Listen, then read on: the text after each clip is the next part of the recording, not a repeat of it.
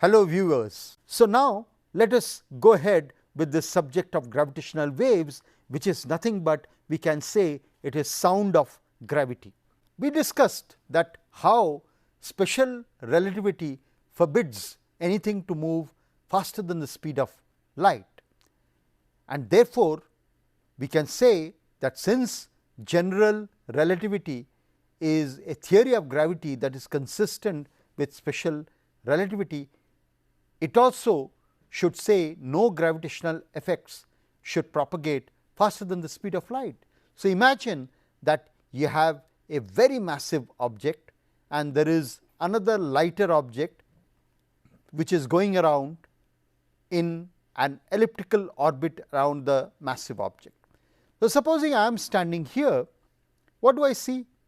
Newton's gravity will tell me that because although the distance of this object is fixed with respect to me, but this object the distance is changing periodically, and therefore, Newton's gravity will say that I should be instantaneously seeing the changing gravitational field at this point, due to the fact this lighter mass is moving around the bigger part. But we know that such a thing cannot be instantaneous, because special relativity forbids us, and general theory of relativity, which is a theory of gravity that is consistent with special theory of relativity, tells me that if this moves, the change in its gravity can at the most propagate towards me with speed of light, and this change of gravity propagating outward with speed of light is what manifests as gravitational waves. So, in other words, because general theory of relativity is a relativistic theory of gravity, any change of matter distribution that is sufficiently asymmetric, the changing gravity propagates outwards like a wave, and that is what we call gravitational wave. But also I mentioned that truly speaking, gravity is not a force at all, but gravity according to general relativity is a manifestation of non-Euclidean nature of geometry. So, in other words, when an object, its matter distribution changes with time, the change in the space time geometry itself propagates outside like a ripple. So, therefore, gravitational waves is nothing but a ripple in the space time geometry.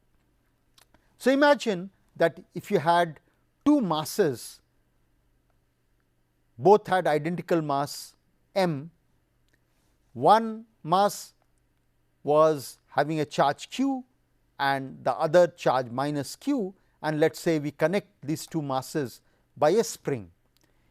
If we set this system in oscillation, then Maxwell's electrodynamics tells me that because the electric dipole moment is changing periodically with time, such an object will send out an electromagnetic wave.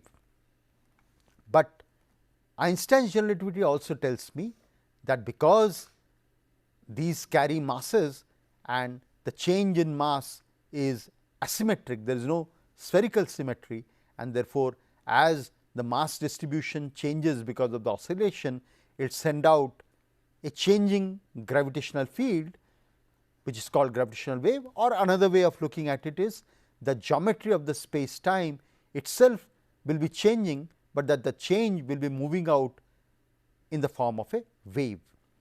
The true mathematical connection between the changing matter distribution and the amplitude of the change in the geometry is given by this equation, where Hij is the perturbation in the geometry of the space time, and capital I is some kind of a moment of inertia for this object, and what this quadrupole formula tells you is the geometrical fluctuation of the space time is equal to twice Newton's gravitational constant divided by distance to the source where all this is happening, multiplied by 4th power of the speed of light, and the whole thing is multiplied to second order time derivative of some kind of a moment of inertia of the matter distribution.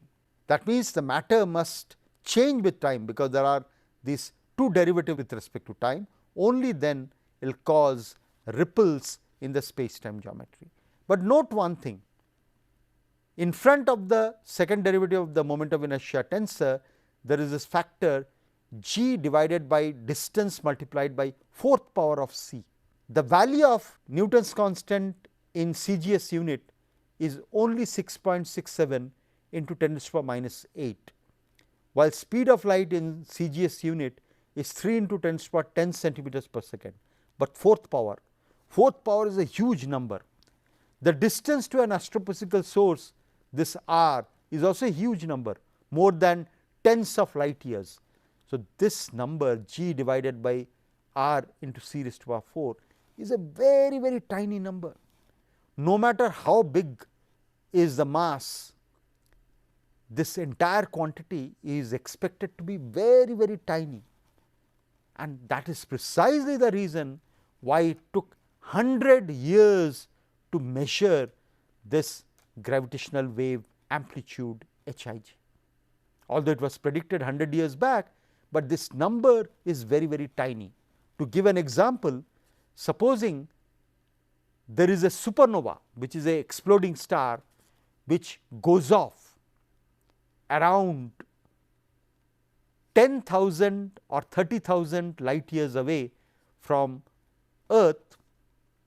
Supernova is a huge mass blasting off, then the amplitude of the gravitational wave, that means the fluctuation in the space time geometry denoted by Hij, will be so tiny that, because it is a changing geometry, if I have some two mirrors which are separated by 4 kilometers, if these two mirrors, when the gravitational wave passes by, because this amplitude is change of geometry, and what does geometry do? Geometry tells us how to compute distances and angles, and now as the gravitational wave passes by, the geometry is no longer Euclidean. The change in the distance because of the changing geometry, if the two mirrors are kept 4 kilometers away from each other, the change in the distance now due to this gravitational wave will be 1,000th of the diameter of the proton. You all know diameter of a proton is about 1 Fermi. What is 1 Fermi? 1 Fermi is 10 raised to the power minus 15 meters, and a gravitational wave from such a powerful source like supernova, the change it will cause over the 4 kilometer separation is 1,000th of the diameter of the proton. How the hell are we going to measure this? That was the challenge for 100 years, and what LIGO detectors have shown is that one can do it. Of course, the event had much bigger masses, not like one supernova. That is why this signal was slightly stronger. I will talk about it in the course of this lecture. Two few things I want to mention. One is, just like electromagnetic waves have two polarization. So, you can have electric field moving up and down in the y axis when the wave is passing in the x direction, that is one linear polarization, or as the wave is moving in the x direction, the electric field can move up and down in the z direction, that is the orthogonal polarization. Gravitational wave has also two polarization, but the slightly different. So, supposing you have a ring of test particle, one polarization what will do is, when gravitational wave passes into the system, the test particle initially the distance will get out stretched out, they will get stretched out, then again contract. After some time the vertically they will be stretched out, while the other polarization, if it goes through, then in a 45 degrees initially they will get stretched out. In the next half cycle of the wave, this part will get stretched out, this part will get compressed. So, although there are two polarization, but unlike in the case of electromagnetic waves where the two distinct polarizations are perpendicular to each other, here the two distinct polarizations are 45 degrees angles apart.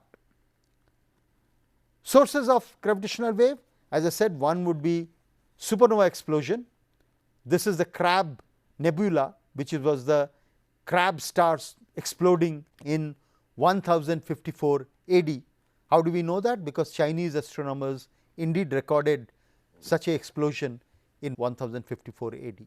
Or you could have a star with some asymmetry rotating about, or you have binary stars going about the common center of mass. In all these cases, the mass distribution is changing asymmetrically, and they would lead to change in the geometry.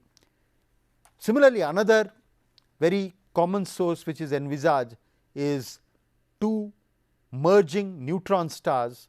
Neutron stars are very compact stars which are essentially made of neutrons. So, if you want to turn our sun into a neutron star, you have to compress the sun to a radius of 10 kilometers.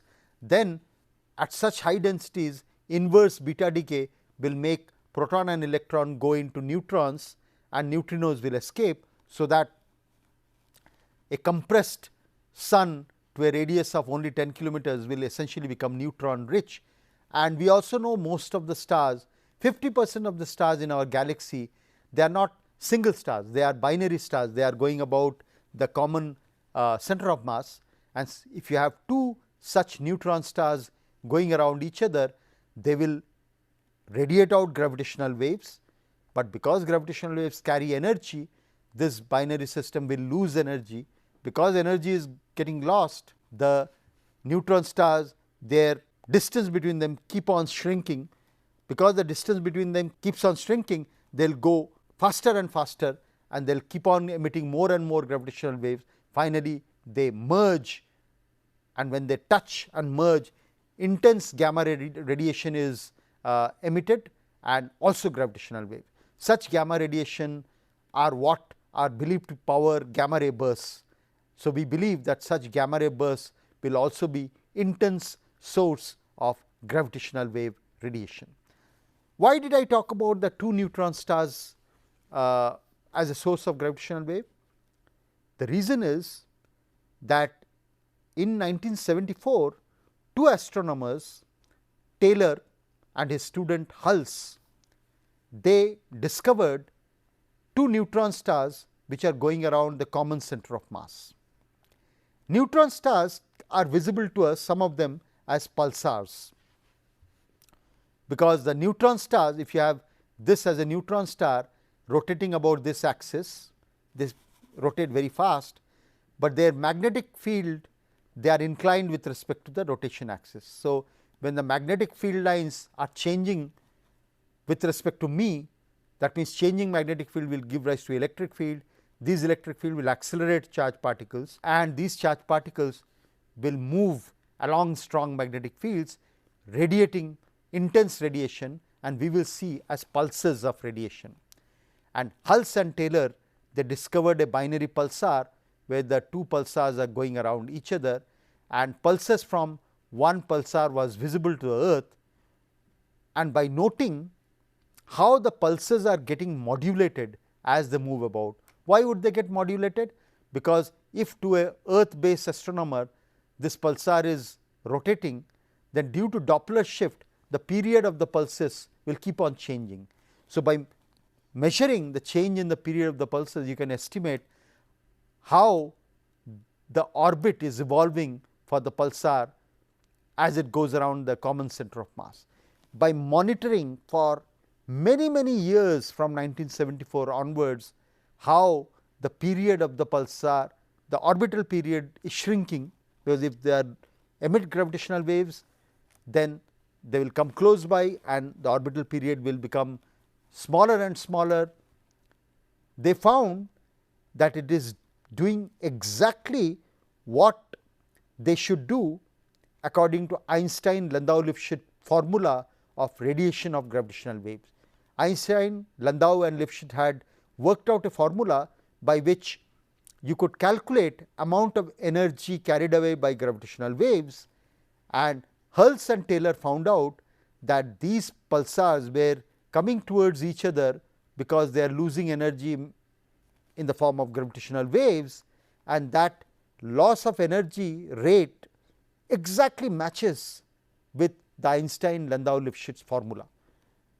They did not detect gravitational waves. What they showed was the theoretical formula calculated by Einstein, Landau and Lifshitz predicts the right rate at which energy should get lost from this binary pulsar, and therefore, Hull-Taylor binary pulsar gave an indirect confirmation of the theoretical gravitational wave calculations, and because of which in 1993 both of them were awarded the Nobel Prize. But it was not a direct detection, because no one detected the gravitational wave amplitude, or which is the fluctuation in the space time geometry.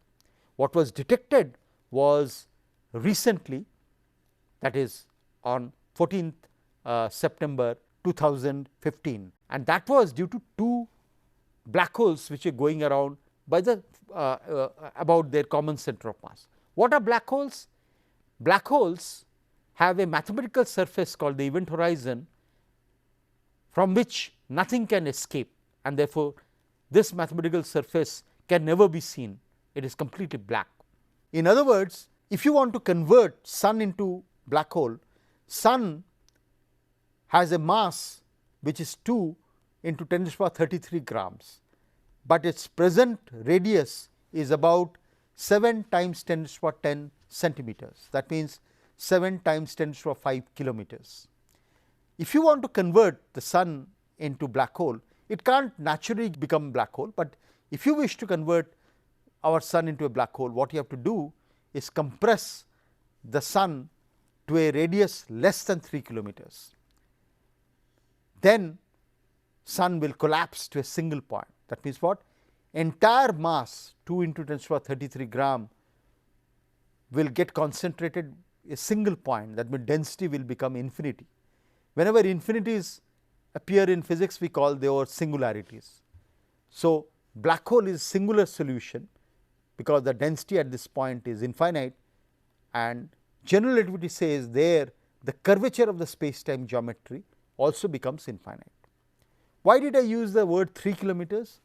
Because 3 kilometer happens to be the Schwarzschild radius for sun.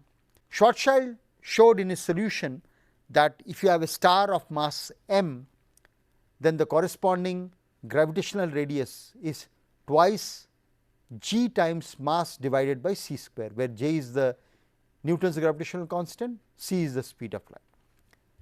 For sun, if you put in this formula 2 g m by c square, the mass m equal to 2 into 10 to the power 33 gram, you will get 3 kilometer radius. What general relativists showed was this mathematical surface, spherical surface at the Schwarzschild radius, which is today called the event horizon, is such that any event that happens below the event horizon, even light from such an event cannot cross the event horizon. That means, this surface hides everything that is happening beneath the surface. So, therefore, if you have a black hole, you can observe things only that is happening outside the event horizon, not that which happens inside.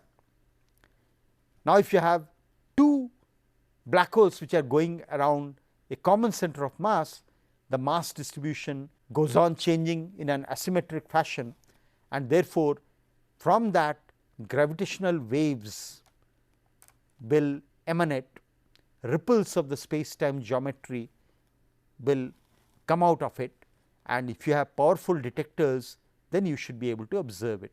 And what is the prediction? Theoretical prediction says that when the two stars go around coming close to each other, initially the gravitational wave amplitude, that Hij, initially the amplitude is small, they are almost the wavelength is same, but as they lose energy they come close to each other and the orbital frequency becomes faster and faster. So, the wavelength keeps on decreasing, the amplitude also goes up, because now the mass is changing at a much faster rate, because the orbital velocities have become fast, and eventually the wavelength becomes very tiny, the amplitude becomes very small, they merge forming a black hole, and a newly formed black hole, because it is a disturbed black hole, it rings like a bell. I will tell a little bit about it later on. So, in other words, if you have such a binary system, theoretical calculation tells that when the two stars are far away, then the wavelength is almost constant, but as they merge towards each other, the wavelength keeps on decreasing. Finally, they merge and can form a bigger black hole. So, here is a much bigger picture of this.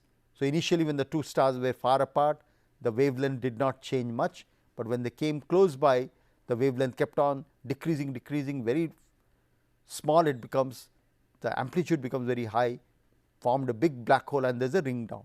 Instead of the ring down phase, that means a disturbed black hole, it rings like a bell and the amplitude exponential decays. This was actually first done by an Indian general relativist when he was a PhD student at the University of Maryland. His name is C.V. Vishweshwara. In fact, the event which was recorded last year in the month of September, that is consistent with Vishweshwaraya's prediction. And what has been concluded from the data, I will show you the actual data soon, but lot of computer data analysis goes on, and for the event that happened on 15th September 2015, what is known is that the two objects were black holes going around the common center of mass. One black hole was 29 times heavier than Sun, the other black hole was 36 times heavier than Sun, and within few seconds they coalesced to form a bigger black hole whose mass is 62 times heavier than Sun. You can immediately notice that 62 is not equal to 29 plus 36. Where is the additional 3 solar mass gone? It is E equal to mc square formula. It is that 3 solar mass which appears as gravitational waves. That means, the amount of energy carried away by the gravitational waves is 3 times the rest energy of the Sun. How much is it? If you do the calculation, you will find it is about 54 into 10 to the 53 ergs.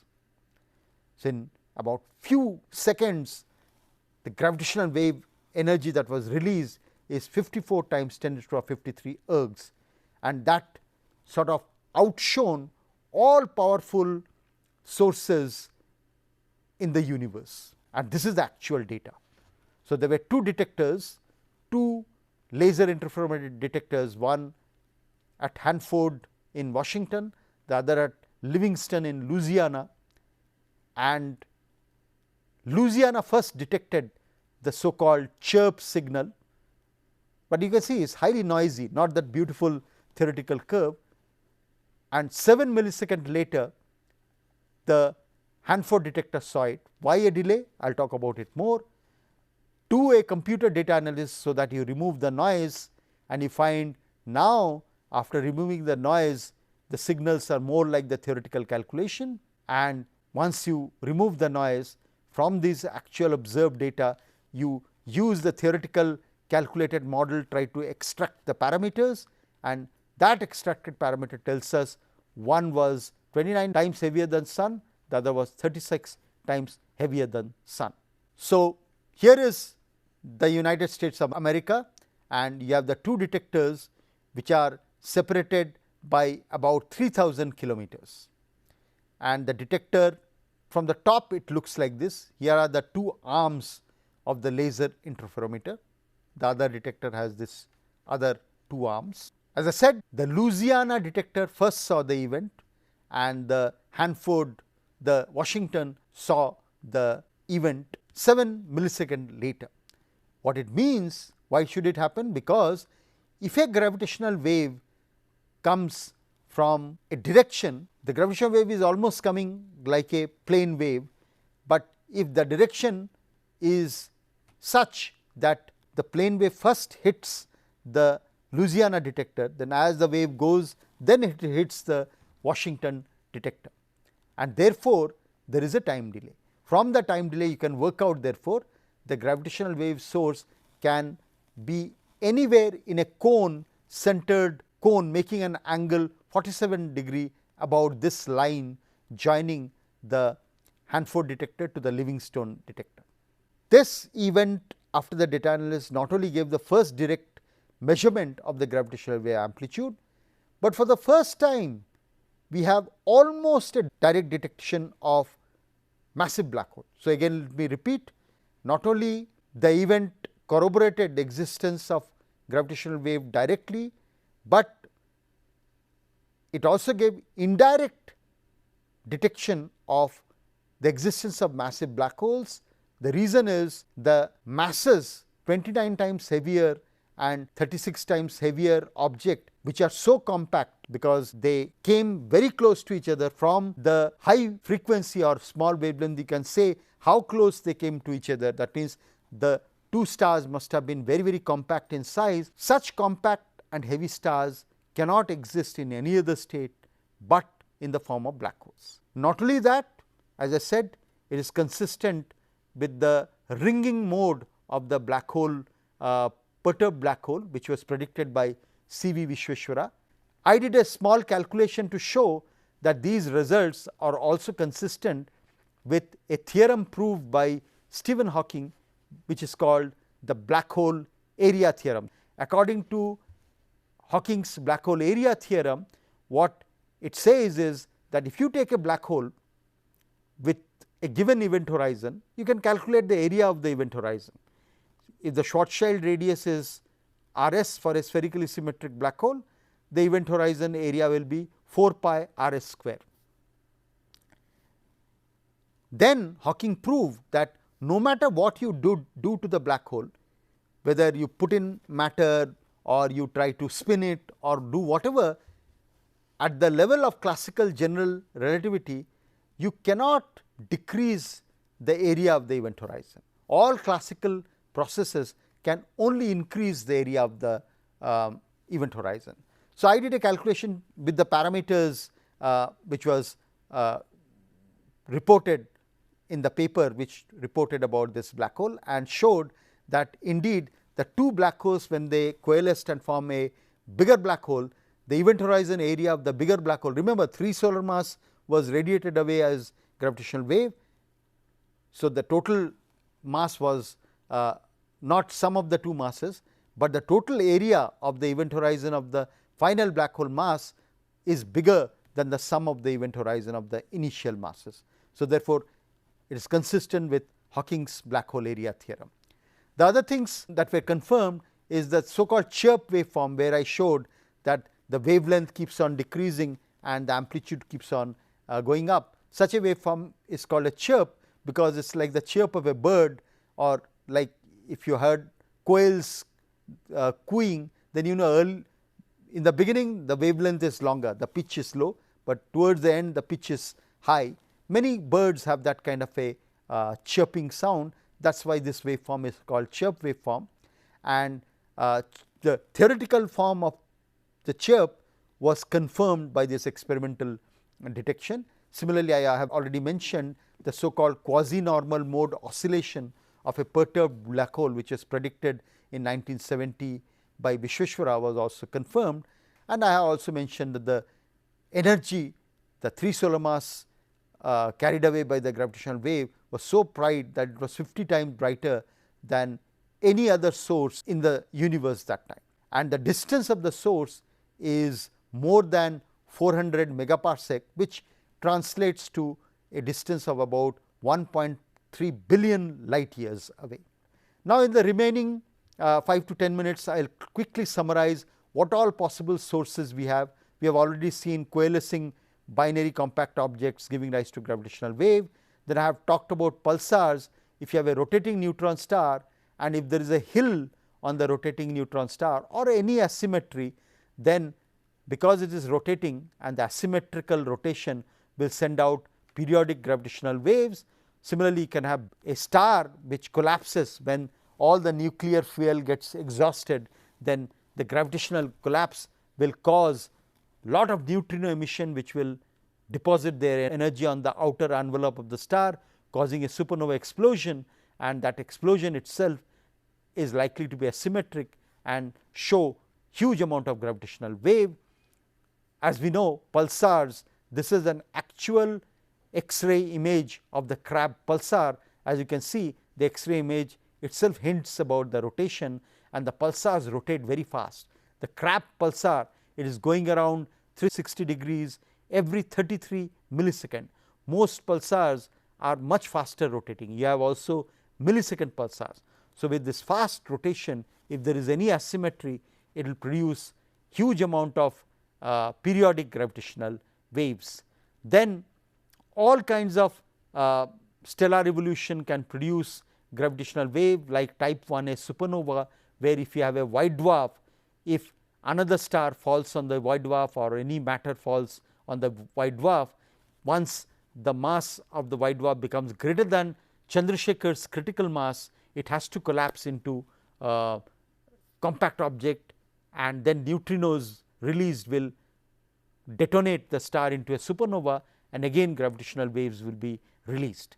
Now, let me concentrate on what are the detectors which are used to detect gravitational wave, because for LIGO India, with cutting edge experiments which are going to soon come into India, it will be great excitement for our young students, because all kinds of fantastic experimental physics which so far has not yet come into India will come in, and experiments will be fantastically exciting. So, what is the basic idea behind the detection scheme? Remember, gravitational wave, we have said, is nothing but a fluctuating geometry.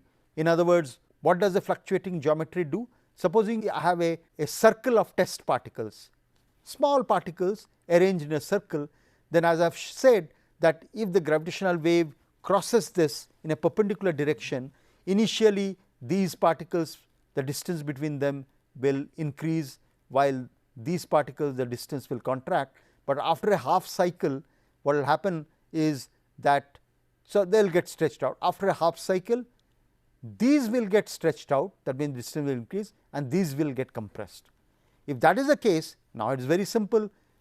All you do is that you want to measure the distances. So, you arrange, let us say first a simple Michelson interferometer.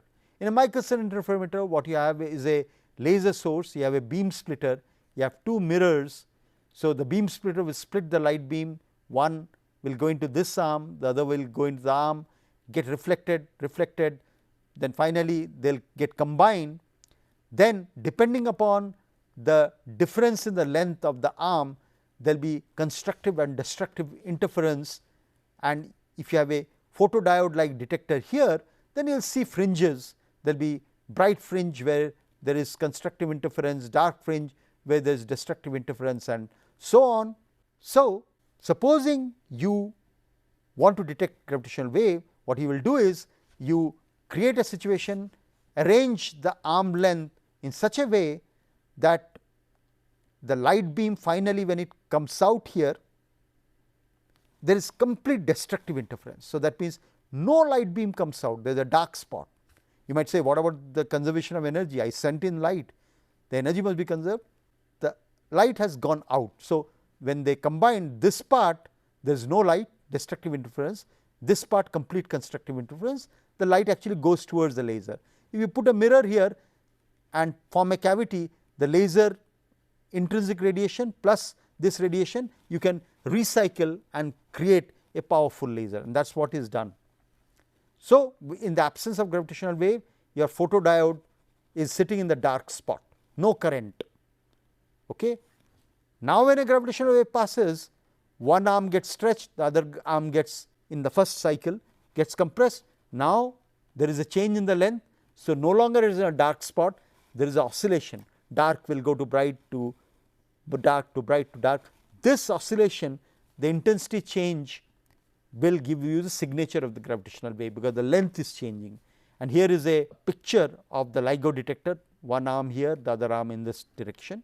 But in the real experiment, it is not a Michelson interferometer, rather it is a Fabry-Perot cavity. So, here is a laser beam splitter, you have two mirrors in one arm, two mirrors in the other arm. You actually store the light by putting them in a resonant cavity, and so in the absence of gravitational wave, the light is stored in the two arms. So, it is in a resonant cavity mode, and when the gravitational wave comes in, the resonance is disturbed and light leaks out and your photodetector detects it. And therefore, as we have shown that plus polarization, the ring of particles initially this will get stretched, then after some time this part will get stretched, while if you have a 45-degree away polarization, the rings will get stretched in a different direction and you can detect it using the Fabry-Perot cavity. Now, let me tell you what are the quantum things which are going to be used. You know that laser is really a coherent quantum light, but because of quantum uncertainty principle, the uncertainty in the number of photons into uncertainty in the phase of the laser light is equal to, can be only greater than or equal to 1. So, if this is the number of photon and phase, then you do not know number of photon and the phase in a ball, because delta n into delta phi at the least can be only 1. But you want to measure phase changes very well, because you see 10⁻³ of the proton diameter, which is a tiny amount, that causes a very tiny change in the phase. If you want to measure phase changes, your phase measurement accuracy must be very small. So, this will not do. What you have to do is you choose two different parameters using squeeze state of light, so that uncertainty in the phase, this direction is the phase, this direction is the number, uncertainty in the phase can be squeezed. You do not care whether the uncertainty in the number of photons become larger. So, using squeeze states you will be able to see much weaker gravitational wave, and so far in India no one does experiments with squeeze states of light. So, when LIGO India comes up, that is what we are going to do. We are going to use squeeze state of light. Just the last thing, although laser interferometers are going to be the most popular measurement devices to detect gravitational waves, but we must not forget that the first detector for gravitational waves was given by Weber, who is no more. Weber was the first person in 1960s. He constructed a huge aluminum bar detector. If there is a gravitational wave whose frequency exactly resonates with the natural frequency of the bar, then the bar will oscillate and you will be able to detect the oscillation. He also claimed that he detected something. Unfortunately, it was incorrect, but nevertheless we must give credit to Weber for being courageous to produce such a fantastic resonant detector, because only that showed that what you could do with better detectors like laser interferometric detectors. And there is a future proposal to put a gravitational wave interferometer in the space in an orbit around the sun. So, it will be following Earth. So, supposing sun is in that direction, Earth is going around sun, moon is going around Earth. These three space based detectors will be placed in an equilateral triangle. Each of them will be going around sun, so that they maintain an equilateral triangle and they will be following Earth. Such a detector will be able to detect gravitational wave of very low frequency, so that you can detect supermassive black hole gravitational waves, including gravitational waves predicted from inflation and other things of cosmology. And eventually we will be able to know more about the universe using gravitational wave as an astronomical tool. Why? Because light has greater interaction, and therefore sun, for example, when you see the light you see only from the surface, you do not see what is happening in the core, because core light gets scattered, it cannot emerge out, light interacts strongly. While if the core emits gravitational waves from the sun, it will be directly caught, because gravitational wave does not interact with matter.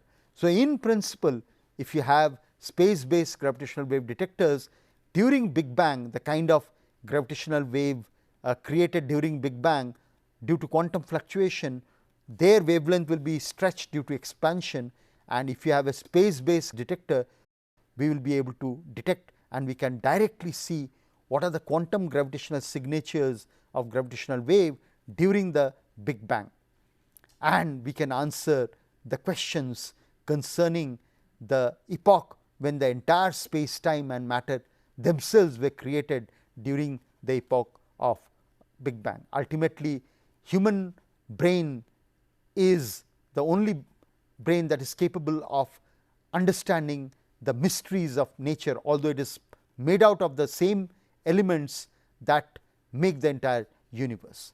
Thank you very much.